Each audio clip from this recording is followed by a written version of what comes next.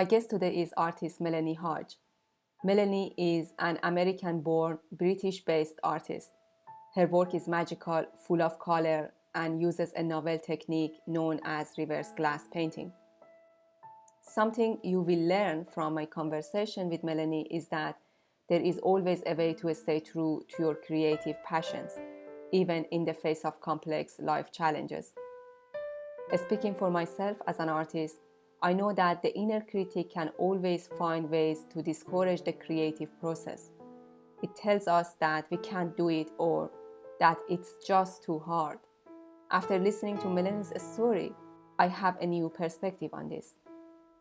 When she became a mother, Melanie knew that her creative work would need to be balanced with the responsibilities of motherhood. When her son was diagnosed with autism, these responsibilities intensified. It became clear to Melanie that if she were to stay connected with her creative practice, she would need to find new ways to work. She tells us how she adjusted to life as both a mother and an artist. We also talk about Naïve, folk, and outsider art, and Melanie talks about the distinction between them. We talk about the element of surprise in her artwork. Melanie also discussed her role with creative carers. She founded creative carers to help other carers reconnect to the creative process. We start our conversation by talking about the balance between responsibility and creativity. I want to talk about balance in life. I want to know how do you integrate two needs of responsibility and creativity? So I'm an artist and a parent, and I know that people have been doing this for as long as people have been around. But I found it really difficult doing both. My son was born 19 years ago, and he has autism, which has learning difficulties. So he was a very slow developer and very late to talk. And he needed a lot of extra support. And also within the UK system, that requires a lot of paperwork. You need to do a lot of bureaucracy and speaking to teachers and feeding that back through the SEN teams. And then when his sister was born, that added another layer of parenting. And what I found in the end was that while I had been raised to think that women could do it all, I really couldn't do it all. There was a point at which trying to do art made me more unhappy than trying to do it or just giving it up. So in the end, I took a long break. I took about a 4-year break when my son was born. And then after my daughter was born, I took another 2.5, 3-year break. And it wasn't until they were both in school that I was really able to come back to that part of myself. Because for me, my mental health, it was just easier not to try and do it both. Now that they're both in school, they're both much older. My son's 19 and my daughter is 14. They're much more independent. So if we just exclude lockdown, because that makes everything a little bit different, I've found that while they're in school, I can do the physical part of being an artist. But when they're around, I do a lot of the mental work. So I'm present with them and I'm engaging in what they're doing and I'm supporting them as I need to.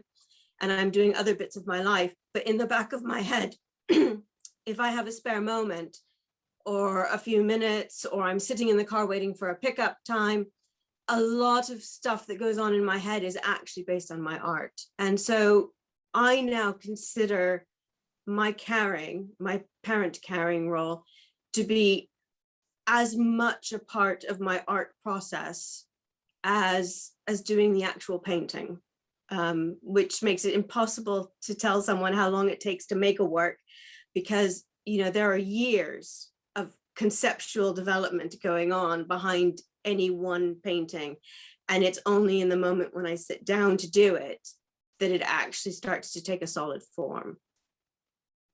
That's very interesting. Because I feel like the society wants like everything be fast. Everything nowadays is very quick, and we don't really appreciate the slow process in everything. Like yes, like your work is very detail oriented. So you have to spend a lot of time to create a piece. But even with the parenting and the responsibility around that area, so that make it a bit slower, as you put it. And yes. I think it's kind of maybe the other way. It's not right. It's just being in a rush all the time. The outcome is important, not the process, not we go through the process and what we experience through that process.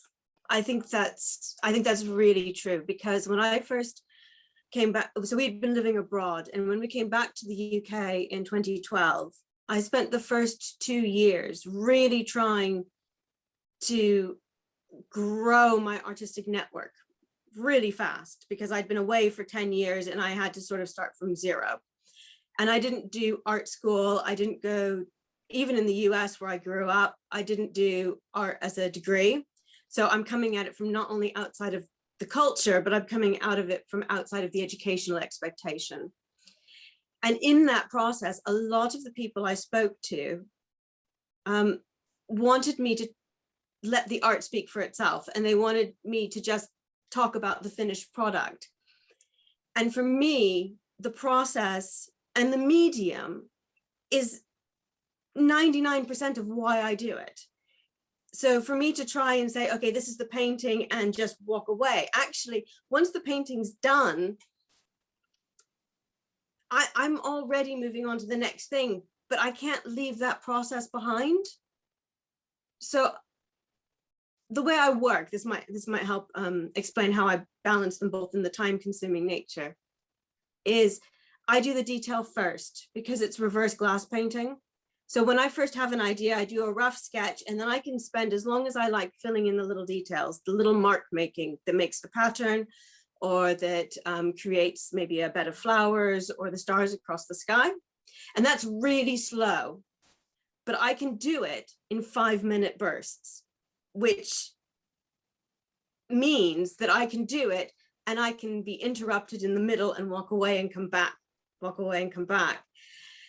And it's only at the very last stages, when I start doing larger areas of background cover, that I actually need to set aside an entire day or an entire 2 days in order to get the paint on while it's wet and while I can blend it.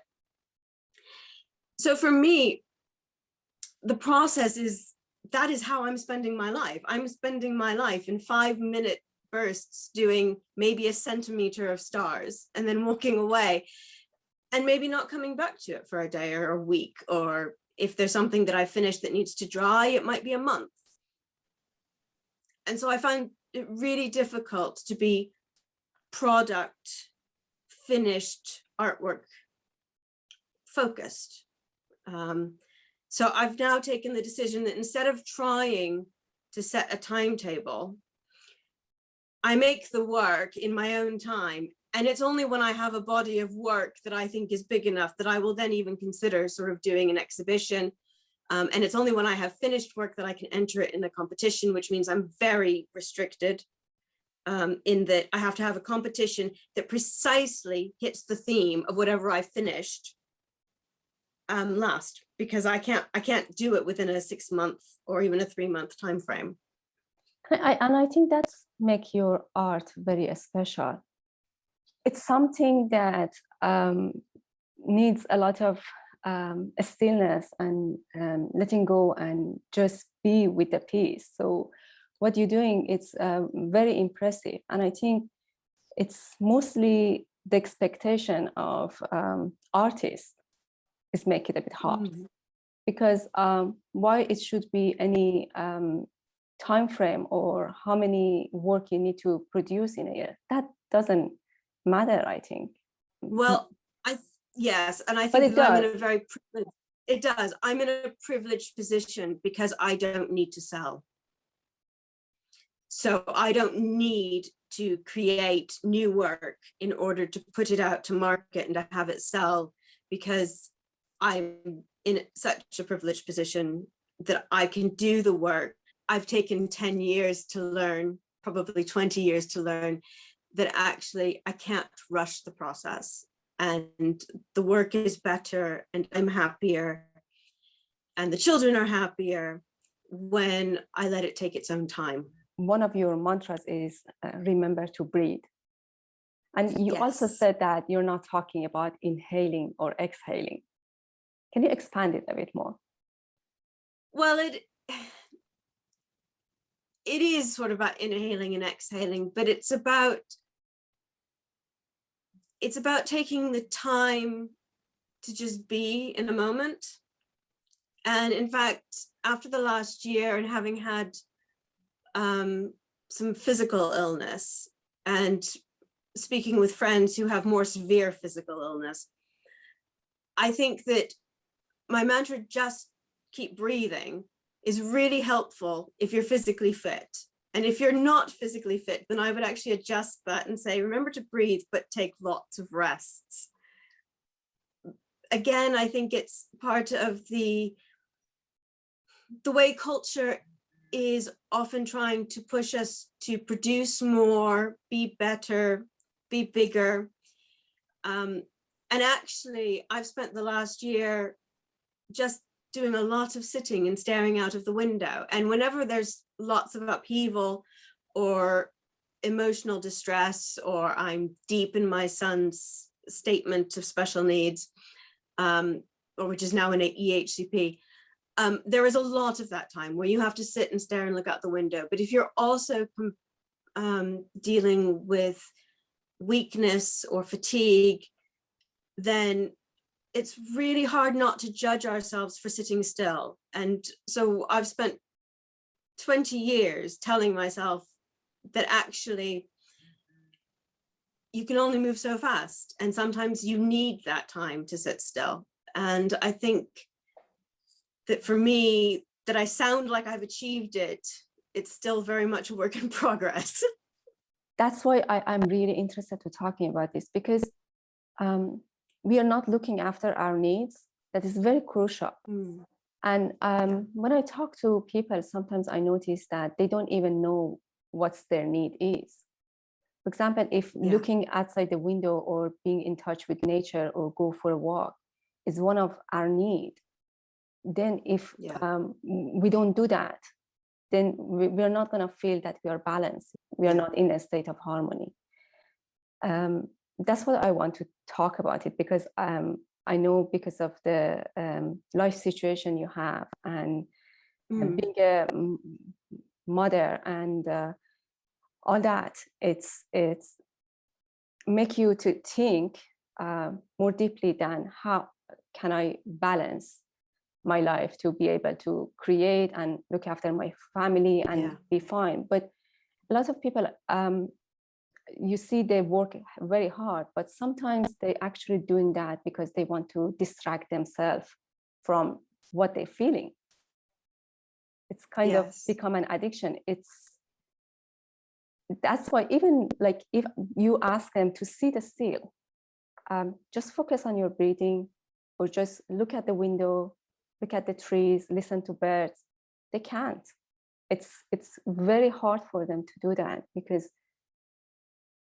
they are in a state of just moving. And if they sit with themselves, if they want to they have to feel whatever it's in their body, and that's not easy. No, and I think for me, the fact that my son has autism has allowed me to think about these things in a different way. So I now consider processing time. And that's, think of yourself as a computer with a little spinning rainbow wheel going round and round and round. And if there are lots of big things going on around me in the world or in our lives, I find I do need to take more of that processing time. And some of that processing time happens through making the artwork. It gives me something to think about other than the primary concern of the moment. It allows me to keep my sense of self intact so that I'm not 100% dependent on the external forces for feedback.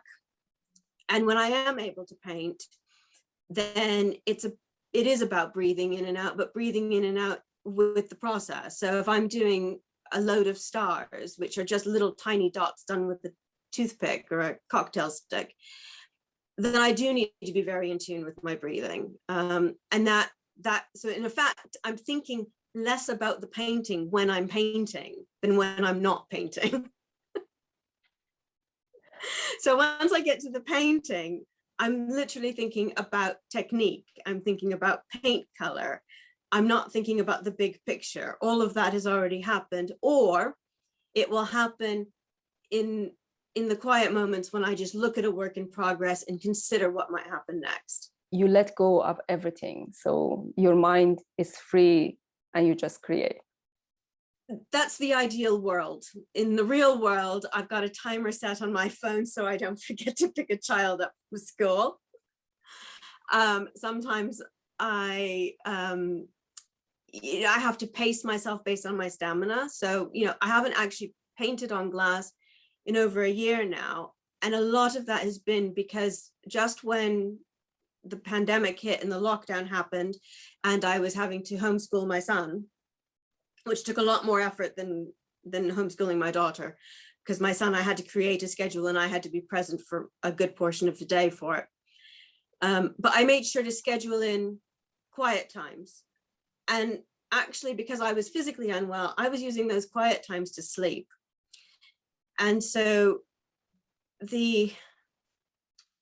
my brain sort of works in compartments. And so if I'm focusing and overly obsessing about my health, I'm not thinking about other things, but actually then having the artwork gives me a break.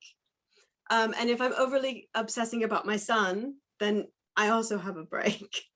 So there is a lot of processing. It's thinking about things without realizing you're thinking about them. And problem solving happens in that phase. So if I leave a painting for 6 months to a year, and I've got sketches that are 10 years old, I haven't even started to put on glass, the painting changes. But in that time, I've often resolved maybe technical problems. And if I spend a bit of time thinking about the painting, and then I go back in to support my son, I've often found that there's a new energy that I'm able to put into his conversation, because I've sort of taken a step back, taken a break from his world and gone into my world and come back. So it's a cycle. And sometimes the cycle is very art-based, and sometimes it's very Autism Alex-based. And I sort of I've learned to sort of listen to that need, which is completely outside of, I don't know, expectation, I guess. Because if there were an expectation, I wouldn't be able to do it. That's very inspiring to me. I can feel you, truly. I do. I'm not a mother, but my mom, my brother, she's looking after him since he was 15. And yeah. I can see in her eyes how difficult it is. And sometimes she can't even have a time for herself. I think that it's really difficult. And a lot of the long breaks I took are because if you're being pushed to your limit in one direction, there's not a lot of reserves left for the creativity, or the creativity has been hijacked in a way. So, and that's why in the end, I stopped trying to define my art independent of everything else. And in fact, I think the most helpful thing that anyone ever said to me was they asked me if I could describe my perfect art practice. And I mean, I'd been in tears and anger and frustration and not being able to create. And just every time I picked up a paintbrush, someone would call my name and I'd have to go and do something to fix it. And actually what I realized was that my perfect art practice was being available for those needs. And suddenly I went from pushing against this brick wall to realizing that I was actually in my perfect space. But that meant that 95% of my art practice is going on in my head and nobody sees it. So, and there's no tangible evidence. I've kept a sketchbook during lockdown, and it's taken me 14 months to maybe get halfway through it. And it's just as slow as painting on glass, it turns out. And so often, you know, what I do is my social media is past artwork, or it's moments of everyday life, because actually, unless I'm painting, and then I can do lots and lots of progress paintings of nothing much happening, there's not a lot to say. I can tell you what I have available because I've turned it into a print so that it's more affordable, and I can show you where it is and how I'm talking about it.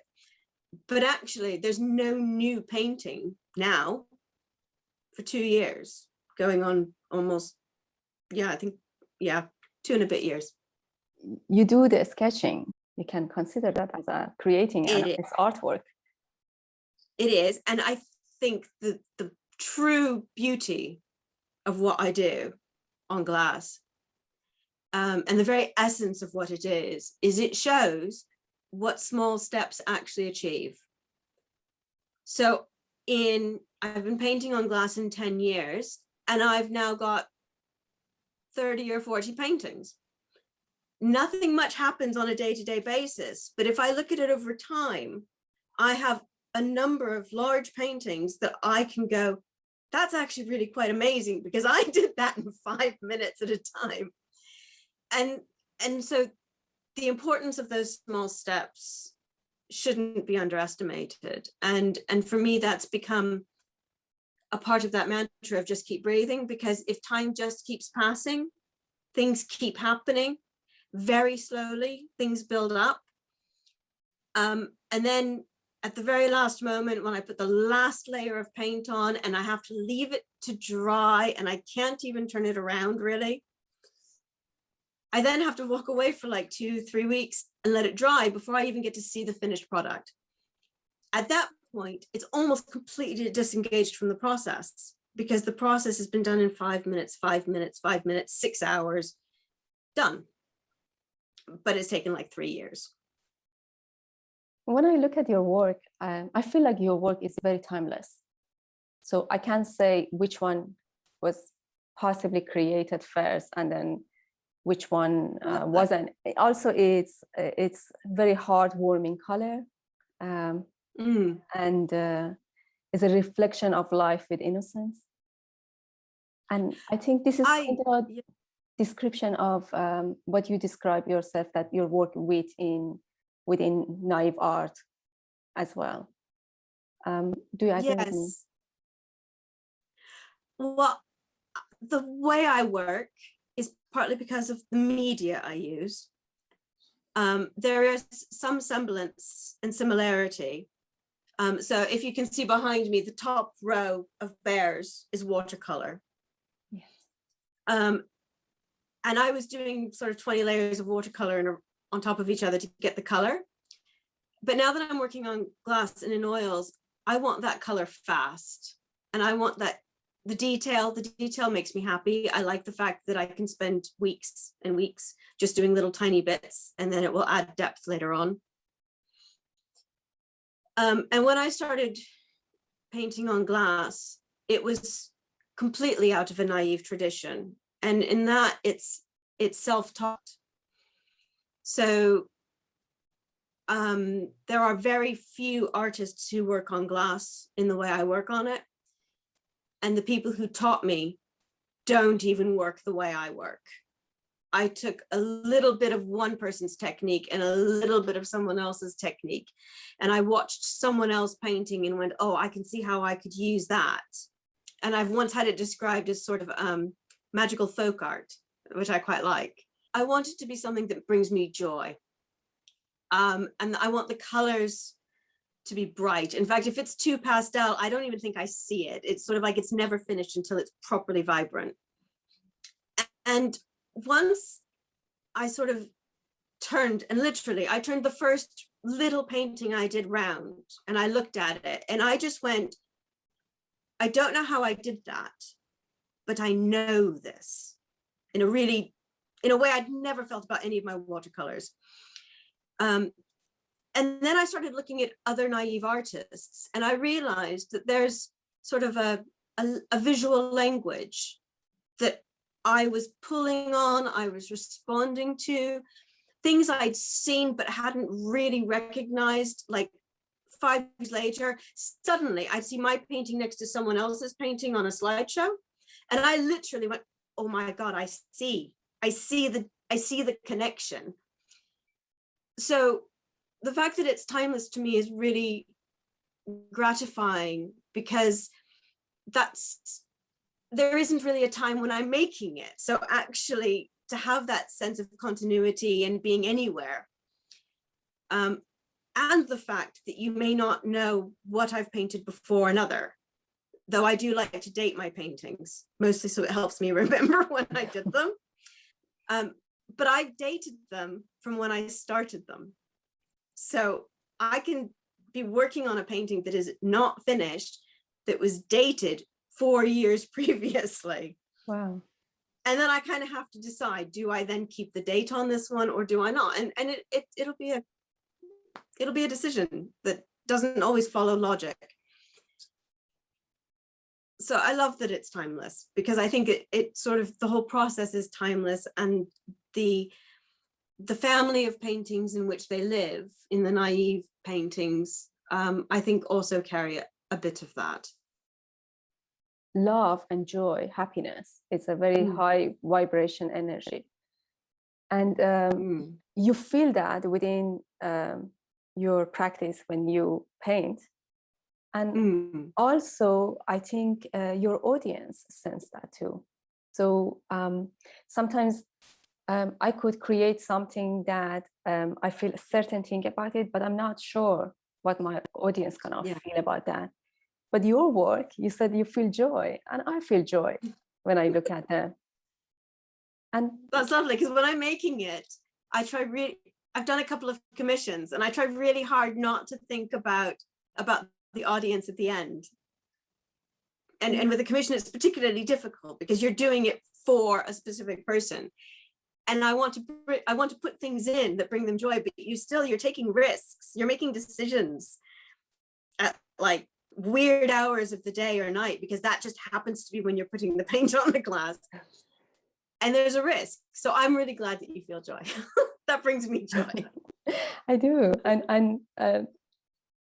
I can say I really congratulate you on that, because I do want to, when I feel something, like I had a series of working the concept of peace, but I don't really know if other person feel that. But I can see it because I look at your works and I can say I do feel joy. I feel love. And well, I think your works are fantastic because they're complex, and they take. So your line drawings in particular, the ones that are on the Healing Heartistry site, I love tracing the lines and looking at them. So those make me feel meditative just looking at those. I don't know how your process is for making them, but I can feel that those are works that you've spent a lot of time on, but they've also developed very organically. Yeah, that's actually, I feel like I'm meditating when I draw that. I don't quite get what's the difference between naive art and folk art, because I think there is a kind of rejection of established value. It's like it's bold, but it's but I think I prefer you talk about it because I want to learn. Well, I would also put. So I'll talk a little bit about naive art and folk art, but also outsider art, because they cross over in lots of ways. And labels, while very helpful sometimes, can also be really confusing. So folk art for me could be very similar to what I do, in that it's, except for mine's all fantasy based. But folk art tends to be about everyday lives. It tends to be about everyday situations and everyday people within those situations. And that every culture has its own variation of that. even if they don't do figurative art, there will be decorative folk art that comes out in pottery, in house decorating, in furniture, motifs that will come out. And that, so folk art is very much based in everyday life. Naive art is sort of two parts. You can be naive because you're self-taught. You haven't had academic training, you haven't had formal art training. You've come at it just because you want to make something that you like. But you can also be what is sometimes referred to as like fake or faux naive, which is someone who has academic training, but paints in a naive style, which would be more simplistic, innocent, childlike. And I kind of come in the middle of those. I've had a little bit of art training, but never in oils, never on glass, never even in watercolor. I mostly had drawing and design classes when I did art. And I'm definitely self-taught on the glass painting. I had like 3 sessions with an established glass painter, and he sort of gave me the mechanics of how you mix the oil and how you put it on glass and how you blend it. But he had me try and do something realistic, and it was sort of like a pear, a still life of a pear, and it was atrocious. And he gave me an abstract pattern, and I was away. And I was like, I can do this. And he was like, that is not the same painter who just did this terrible pear. So but then after 3 sessions, he said, you're asking me questions I don't know the answers to because you're working in a different way. So everything after that is me figuring it out on my own. Outsider art, again, it can involve folk artists. It can involve naive artists. It can also cover artists who work sort of through a medium sort of way, where they feel like they're being completely taken over and they have they're just a mechanical tool to do whatever their spirit guide says. It can be artists who work very compulsively in collage or in very detailed fine drawing. It can be artists who work in that way, but have had formal art training. So again, you've got this outsider art could be a totally established, or someone who has become established, who does have an art background, but is now working in this raw way. It's also known as raw art and brute art. So it's got a sort of unfiltered emotional impact on the paper. So I'm a member of both the Association of British Naive Artists and a member of Outside In. And Outside In, I'm also an ambassador for. And what they do is Outside In provides a platform for artists who face significant barriers to the art world. That might be through disability, it might be through health, or it might be through social circumstances. And I really identify with that because I find engaging with the established art world, in quotes, as a sort of idea, really challenging. I can't meet competition deadlines. I can't guarantee I'm going to be available for an event. I can't plan significantly far ahead in order to ensure that everything lines up to be able to participate in workshops or training or other things that you might expect in a normal artistic practice. I can't do residencies. So Outside In for me is brilliant because it recognizes that part of my practice which really struggles to get seen. But the Naïve Association also suits my artwork. And I know artists who also cross the lines in lots of ways between folk and naive and outsider. So for those who feel like it fits, I think use all the tags. Yeah. Because you don't know who's going to want to see your work. That's exactly true. I was reading about outsider art, and it mentioned that the scholar, when defined what outsider art is, was referring to prisoners mental health illness and artists who are marginalized. Yes. Yeah, and I think that's where you get a lot of their work is very emotionally raw. It's unfiltered. It doesn't, I mean, when I say that, I mean, so as part of a mainstream society, there are things that we may not talk about. It may be body shapes, it may be, I mean, it's more common now, but there are taboo subjects, and artists have an established way of being expected to depict the human figure, the landscape, and emotion. And a lot of artists from mental health backgrounds, with a lot of them coming from prison environments, some of them having learning disabilities, their art is incredibly powerful because it's a way of seeing the world through their eyes.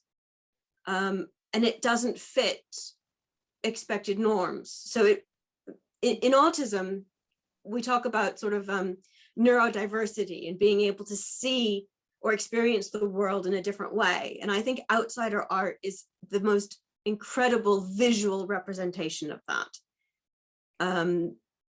Many artists may have similar aspects to their work, but they will all be wholly unique because they're coming at their artwork from a different place emotionally and physically.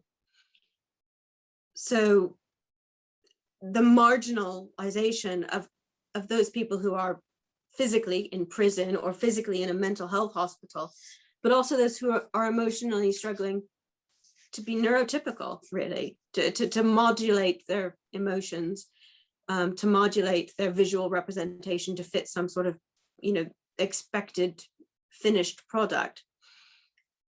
So I think it's art at its most visceral in a lot of ways, and I respond to it that way.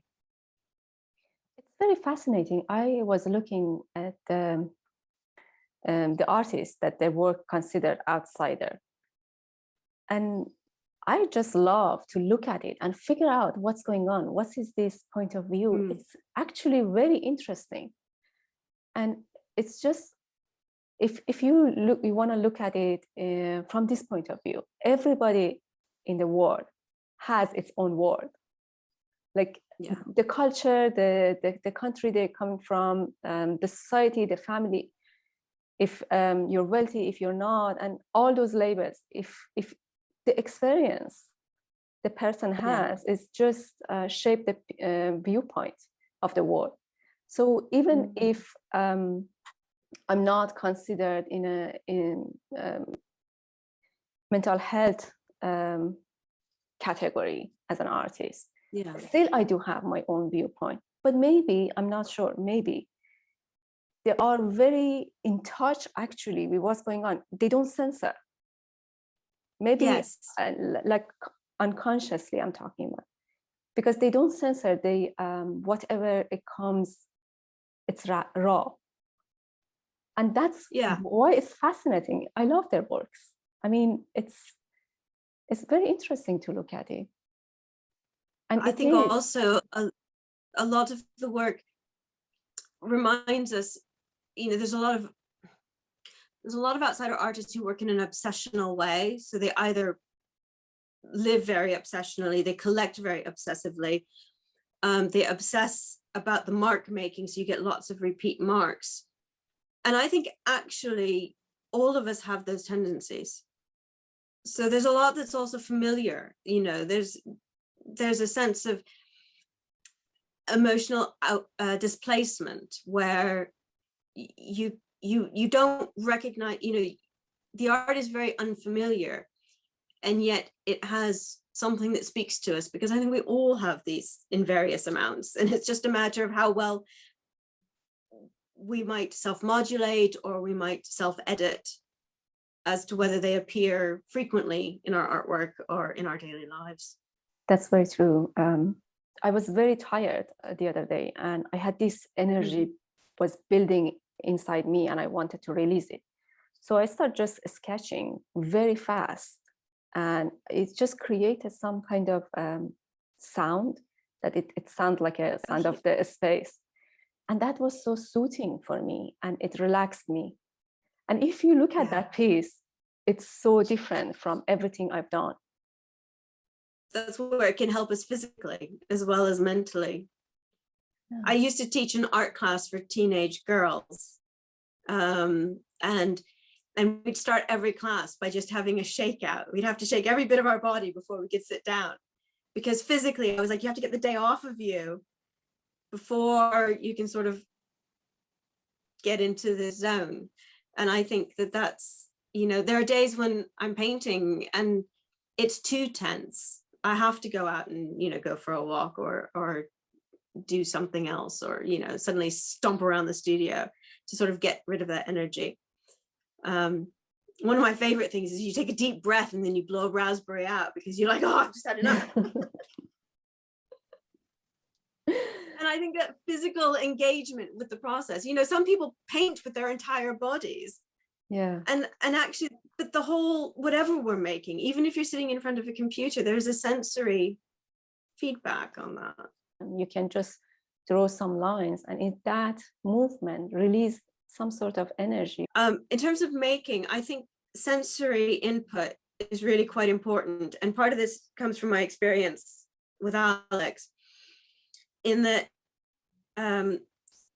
I've run workshops for people who don't necessarily do a lot of artwork, and you respond to different materials in different ways.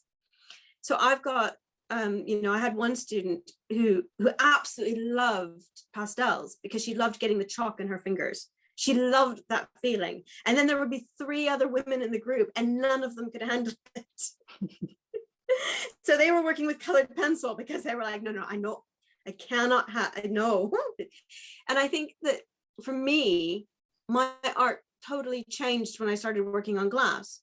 There is something sensory wise that I find very satisfying about the way I have to work.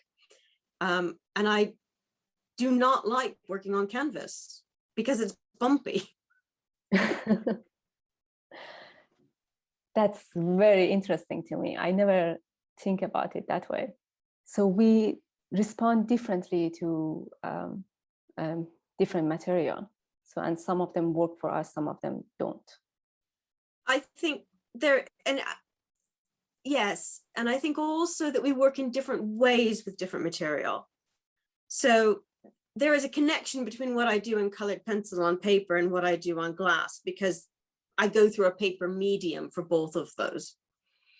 But I do quilting as well. And my quilting is very straight lines, very much as regimented as possible. But I like working with the fabric because I get something out of that sensory feedback. Your work is very different. And when we were speaking earlier, you said you didn't see a connection between your formal art, and I guess I would call it, and your drawings that you do for your own well-being. But actually, I think the fact that they are so different is what actually brings them together, because your brain is working in a totally, well, I don't know how your brain works, but for me, that those processes would require me to work in different ways. And I actually find that I need that break. I need that sensory feedback from a different part of my body. I need to not have to be making decisions. So in my quilting, I tend not, you know, it's regimented in that it's all straight lines, but I tend not to plan it overly. There's still quite a lot of, you know, I just randomly am going to do this piece and this piece, but they both have a straight line. And I think as creative people, the sensory input, but also recognizing that our brains may work differently for different mediums. And some of us can focus obsessionally on one way of working. And then for me, I don't even know how to market my quilting. I mean, so far I'm not making enough to sell, so it doesn't really matter, but it's a totally different product in the end. But for me, the process is really important because it allows me to just think in a different way for a bit. Yeah. Thank you. I get that question quite a lot and I can't explain it. Now you help me to be able to explain it. Maybe. It's giving you something to think about the next time you go into it. I do. I actually want to go and think about this. I want to talk about a bit about your artwork. Any story behind like Seeking Harmony series about using animal totems in those series? So the Seeking Harmony series was my first foray into sort of a narrative series. And I had wanted to do book illustration, and I may come back to book illustration at some point, but it'll be a really long-term project, as most of my things are.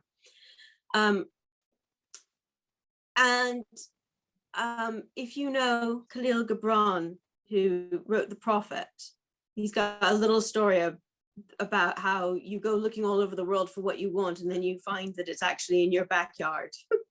Yes. And for me, that series was really about that. You know, you start from one place dreaming of somewhere else, but you get somewhere else and actually then you want to come back and you realize that what you wanted was there, but you had to sort of accept it or see it in a new way. And I think a lot of my my personal philosophy is that actually a lot of what we want is here. We just don't see it in the same way. And it came out in that epiphany about, you know, what's your perfect art practice? And I suddenly realized, oh my God, I'm sitting on it. And I hadn't seen it. And suddenly, you know, the whole world changed because I was like, oh, I'm exactly where I want to be, in exactly the position I want to be in. And instead of fighting that mentally and emotionally getting upset about it, I just need to work it now. I need to figure out which bits of it I'm going to do now. And how do I talk to people about it so they know that I'm still an artist, I'm still me. I'm just doing something different for a bit. And that's definitely still a work in progress.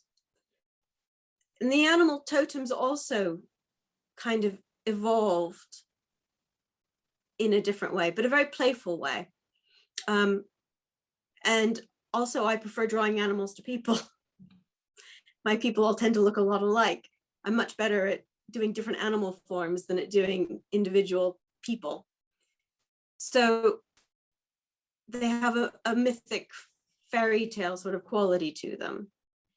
And it's only the bears in particular I love, because I started painting on glass in Zagreb.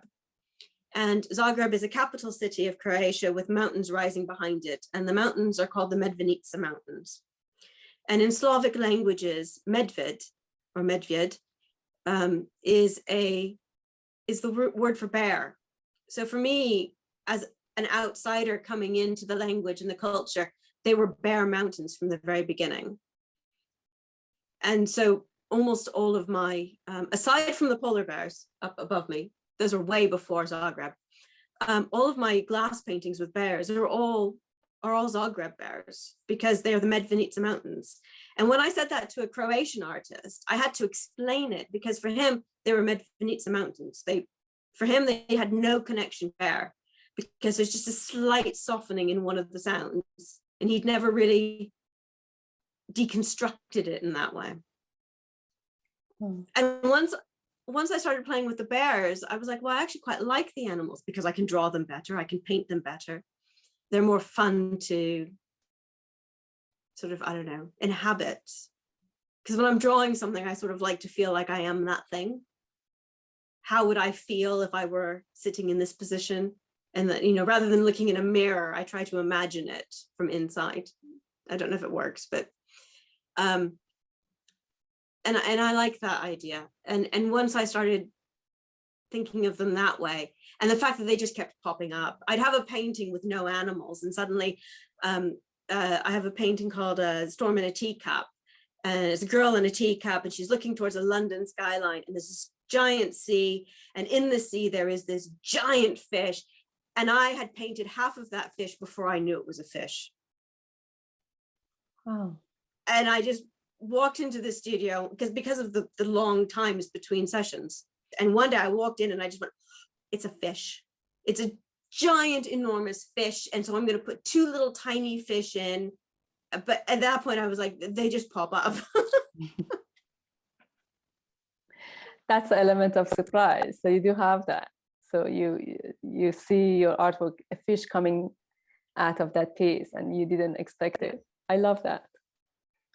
And I think it only happens because I'm working over such a long period of time that things evolve. Or I'll have a painting, it'll feel like it's done, and then halfway through the background, I'll go, oh, it could really use this, and I'll just stick something in the back. And for me, I like the fact that I can surprise myself that way.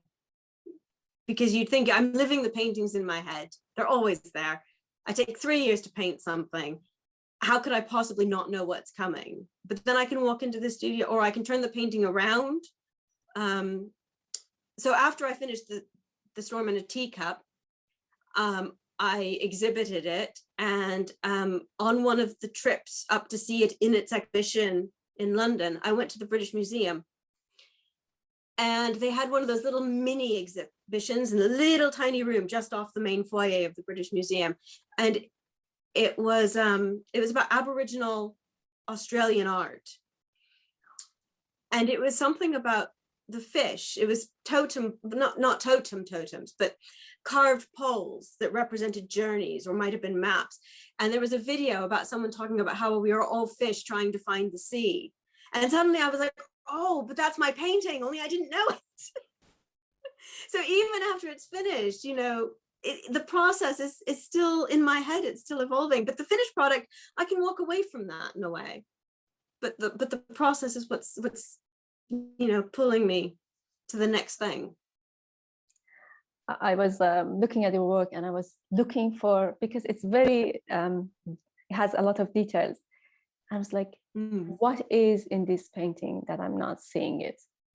So I was very curious to like investigate to see, because I'm sure there are elements that by just looking at it once, you can see it, you can find it. But then if you come back, you find something else. I don't know, that was how I felt. It was like, oh, that's interesting. So well, now you know, I'm doing the same thing. Oh. I don't think there's any one way to look at my paintings, or to respond to them, or to read them, because a lot of times I've taken something very whimsical. I guess if I had to choose, you know, what drives my creative practice, you know, I want to more follow the whimsy, but that's what drives a lot of the original concept, is what would happen if. So the Storm in a Teacup is because of the little saying, you know, that it's a small problem, but because it's in a teacup, it seems like a big problem. And so that's how that painting evolved. There's something playful about it, but that means that I'm not going to tell someone else what they might respond to, because the painting doesn't have one meaning.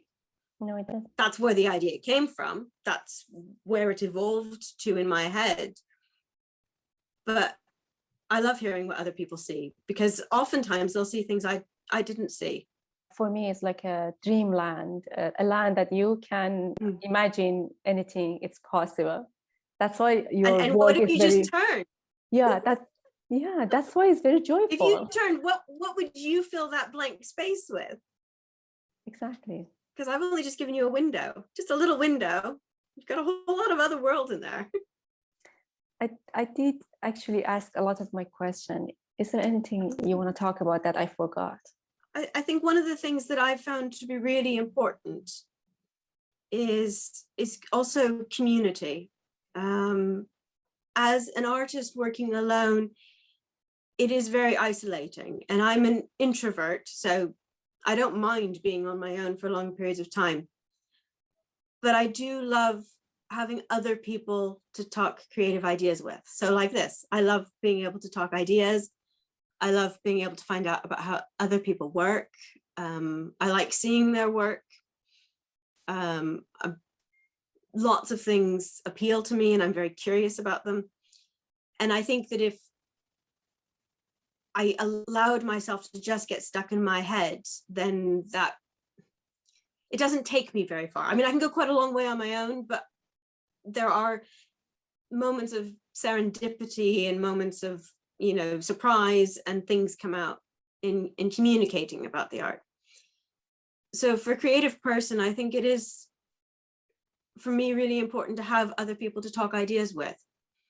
And when I was in Croatia, the Naïve community there is like a huge family. They all go to the same events. They all see each other's exhibitions. They've known each other for decades and decades and decades. And when I came back and we're living in Sussex, I was going up to London trying to meet people, and that I met a lot of really fantastic people. So I met Debs that way, who introduced us, and I got to see a lot of art in exhibitions. But I've also really enjoyed having local connections. It opens up opportunities to have my work in shops or in galleries. But I often don't even use most of those opportunities. I'm mostly just happy to follow someone else who lives locally to me and see what their work is doing on social media. I like that energy. It sort of feeds my energy a bit. It's very important for artists to have a community. What inspired you to start running creative carers art classes in 2014? So the creative carers really came out of a conversation with a number of other parents at my son's school. He was at a specialist autism school, and a number of the parents said that they would really enjoy just doing something for themselves and making something. And I think one of them might have done art at sort of school, sort of to GCSE level, but hadn't really done anything since. And so it started off the four of us. For about a year and a bit, we met every week at my kitchen table. Half activity, but if someone often do something on their own, then they could sit at the table and they could work on something else, or they could just sit there and chat.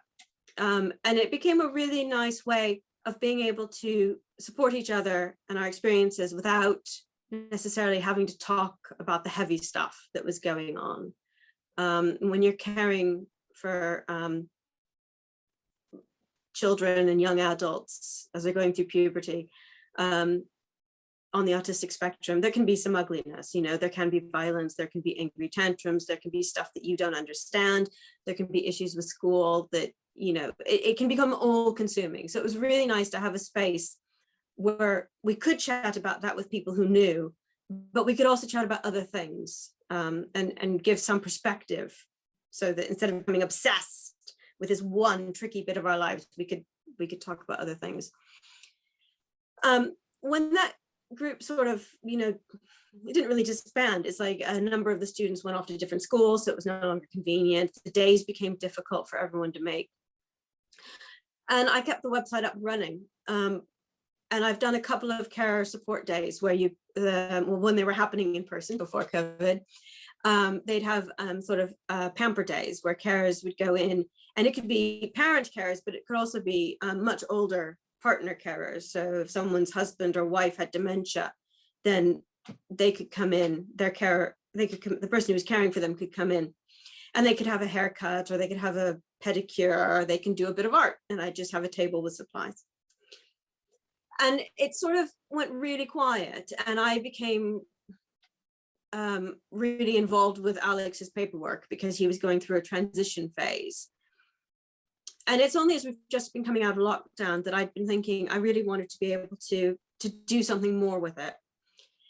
And so what I want to offer is for people who, whatever their artistic interest or creative background, even if it's like nothing, they're just kind of curious, a safe place where I'm happy to talk to them about what they're interested in, what might fit into their routines, what sort of sensory stuff they might enjoy, and be able to sort of, maybe point them in a direction. Because oftentimes the idea of doing something is really nice, but the amount of research you have to do to find something that fits really overwhelming.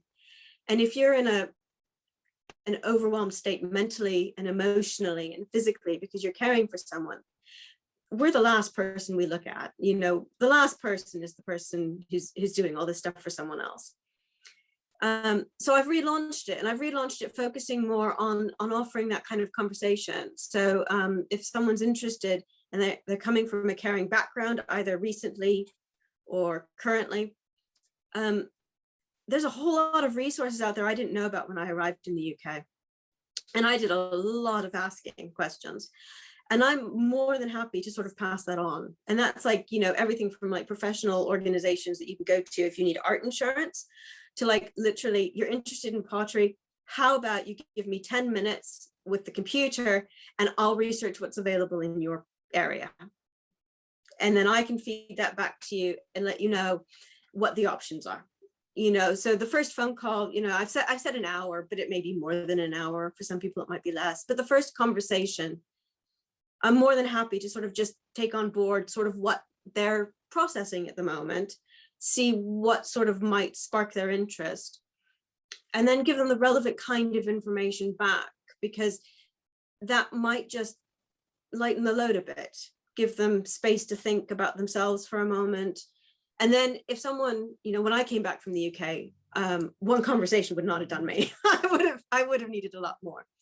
Then for those people who are, you know, maybe really starting to have more free time and want to turn maybe a card making hobby into more of a market seller, you know, going into art, little local community fairs and markets, then I can give them practical advice about that. And we can turn that into a sort of multi-session meeting. At which point, you know, I really would want to be making this as affordable as possible. So I'm not looking at charging, certainly not looking at charging market rates, but just to sort of give them that little bit of support, which might take a hobby into something that might actually earn a bit of money. And then I also will still keep offering the workshops, but the physical exploratory workshops, I'd limit to sort of one, you know, to a carer day, or for a group of friends who want to just try something new, and then they can see what they like, and then they can go out and explore a bit more locally to them. Yeah, that's very interesting. I will put the detail on the description for the people who wants to come to your website, so they can find the information there in the description. Yeah, and I would reiterate that carer is, you know, used fairly loosely. I'm part of an online Facebook group that's mother artists, and I would think almost every one of them count, you know, because as long as you're spending, you know, several hours a day looking after someone else, some of them have art training, and so, you know, they may not need that resource. But for those of us who did not come through the academic network and who are trying to do stuff just on the side, I think I'd really like to pay some of that forward. For all the people who answered my questions, yeah, the best way I can thank them is to pay it forward, really. Yes. Thank you. It was absolutely lovely and amazing talking to you. I really had a great time, and I learned a lot from you. Thank you so much. Well, I will certainly hope to see more of your stuff on social media. And it's been really lovely speaking to you too. It's been very nice. It's sort of, you know, it's inspired me to, you know, update my Creative Carers website. And to consider just change the energy a little bit after a year of working mostly with fabric and dealing with everyday life in the lockdown. It's been really nice to sort of have that little nudge that says, okay, you're starting to get ready to paint again, and here's that little bit of a push to help you get going, which was lovely. I needed that.